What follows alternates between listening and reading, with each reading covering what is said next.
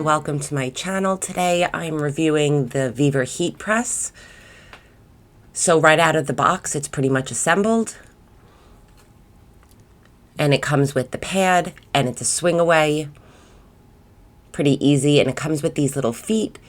You just screw them right here on the bottom. And this is the actual heating element. It just slides into the side.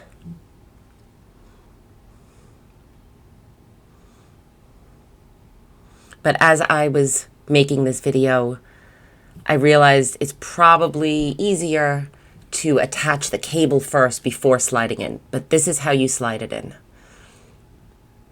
And now I realize I can't attach the cable. So I'm pulling it off, attaching the cable, and then sliding it in.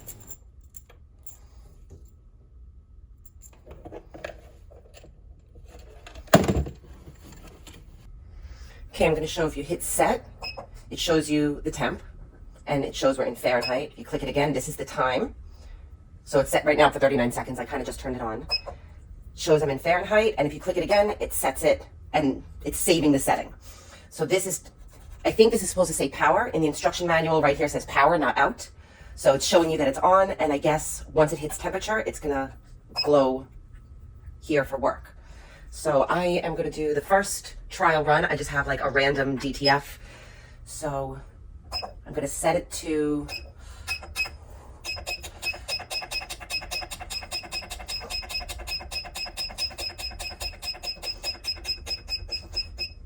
I'm going to do 325 for 15 seconds.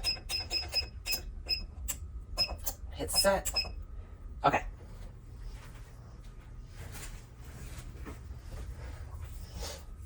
And I have one of my son's shirts. We'll just pre-press this. Oh, I forgot, I can pull this out now.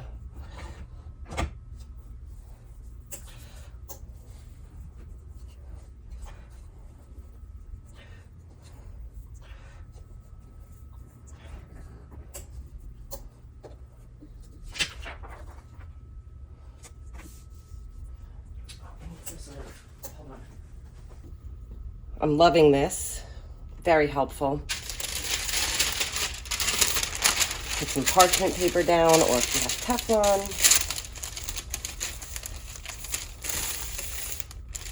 Okay, so when you go to actually press, you press down, press the down arrow to activate the timer.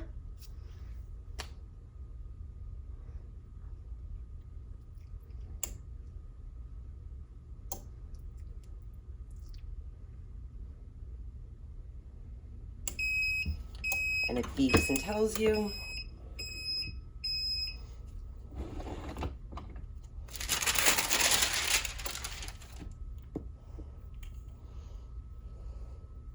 Oh, it's very hot. Let's give it 1 second. Okay, so I just let this cool down a little tiny bit. It's still quite hot. Okay, well, it's stuck, so that means we have good pressure, good heat. I'm going to just press this one last time.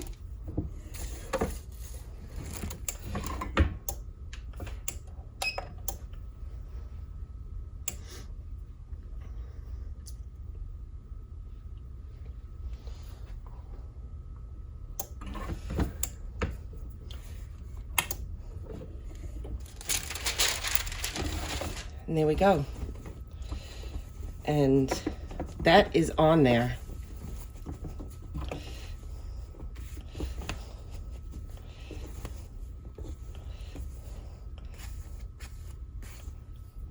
All right, let's move on to the next attachment. This success. Okay, I'm going to attempt to put this together. It came in all of these pieces. So here we go.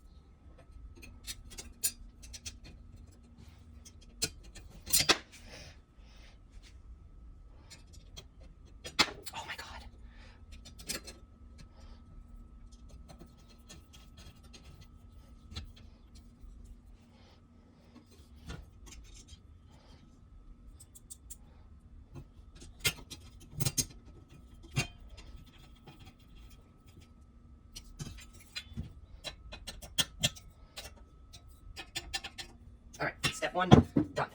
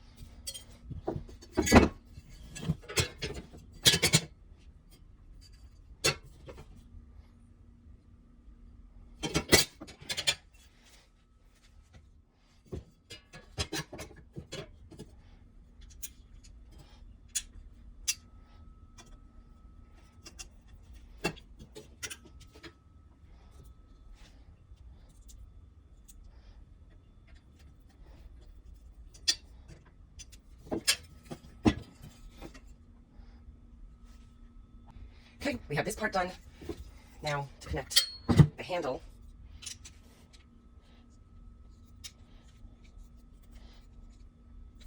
Is it that easy? I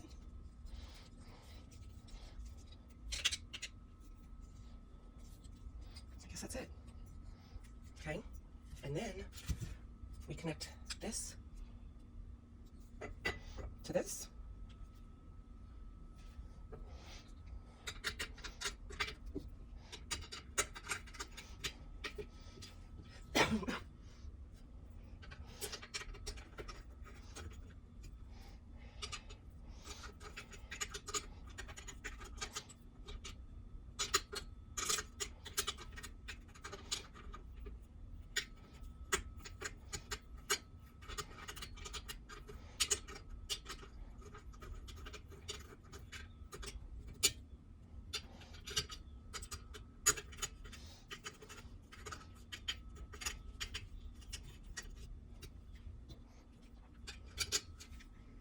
Okay, now to put in the actual press.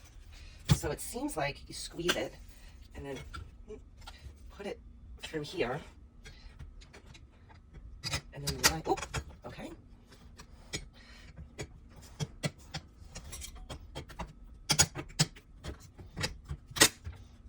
And then line all these up. Okay. And then install into D. I did that. All right. That should be it. Oh, and then this gets plugged right into the heating element. Okay, so I have my whole setup here done. I took my heating element off of my heat press and it's sitting here, and I plugged my mug press into the heating element. I have my Cricut mug, and I have a sublimation. So I'm gonna wrap this up and let's see how it presses. Okay. I have my cup. It's not so easy to get in. All right.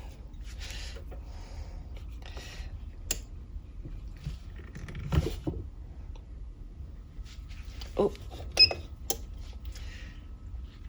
Okay, countdown.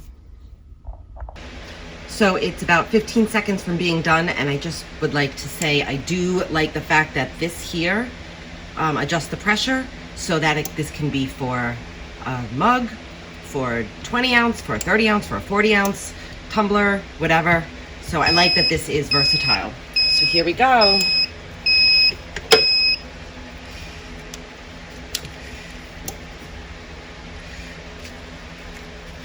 Oh, very, very hot. I'm just gonna let this cool. Shut that down. So before I actually peel this off, I did take a little peek.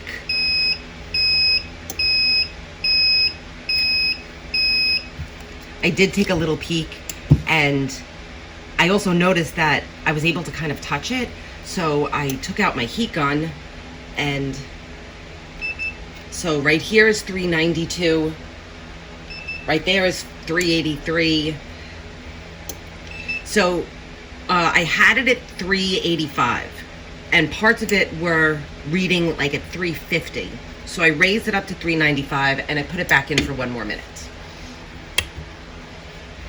Okay, so that being said, let's peel this off.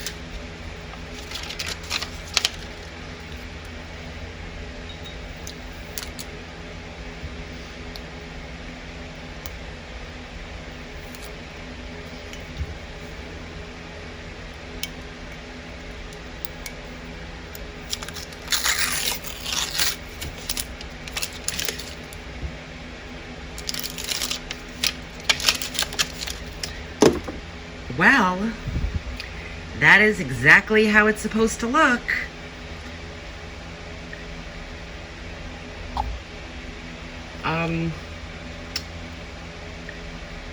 That actually looks fantastic. And this is a Cricut mug, regular Cricut mug, nothing fancy. So this was definitely a hassle to put together, but it is highly worth it. This looks, that was maybe on my print right there. Oh, and I'm getting schmutz on it. All right, this is success.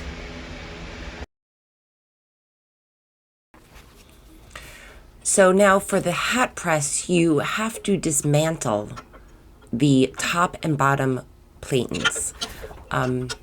These screws were way too tight for me, so I had to enlist my husband to help me out. So here he is taking it apart to put on the heat press attachments for the hat press.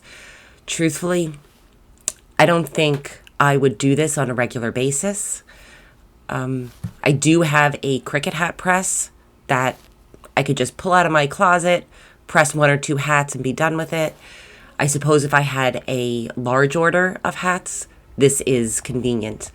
But to dismantle this for just a small order, I don't think I would do.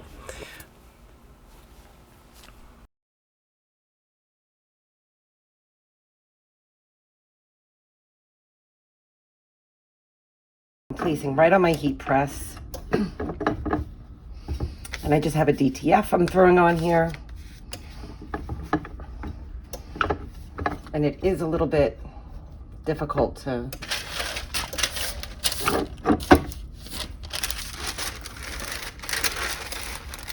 little parchment paper.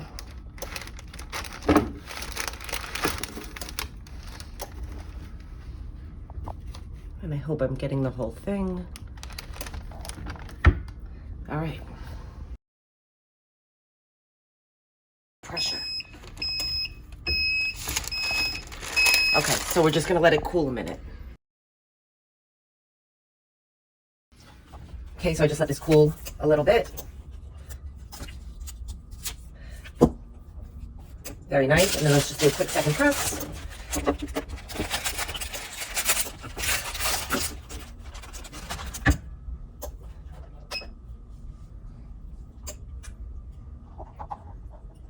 I'm not even doing full.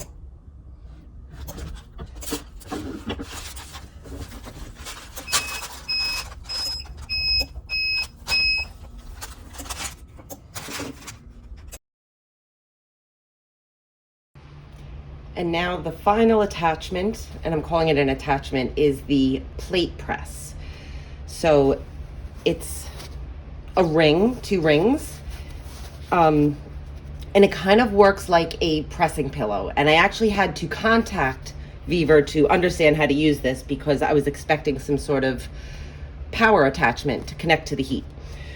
So I don't have a sublimation plate, but for the sake of this video, I wanted to include the plate pressing part of this. So this is just my regular plate that I have in the house. Sublimation image. So they have 8-inch and 10-inch. So if this was a bigger one, a bigger plate, I would use the larger one, but I think I probably just need this smaller one. You cover your image and it works like a pressing pillow. You put it down on your platen, just like that, with it covered. And I have never pressed a plate, but I guess they conduct heat the way that metal does.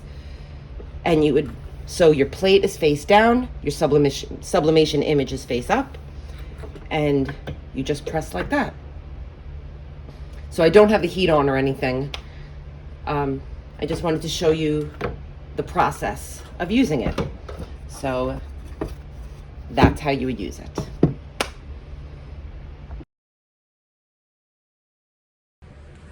So now that I've tested out all of the attachments and the heat press itself, so overall, I give this about a 7 or 8 out of 10. It has nice even pressure. It's easy to use, super cute and pink.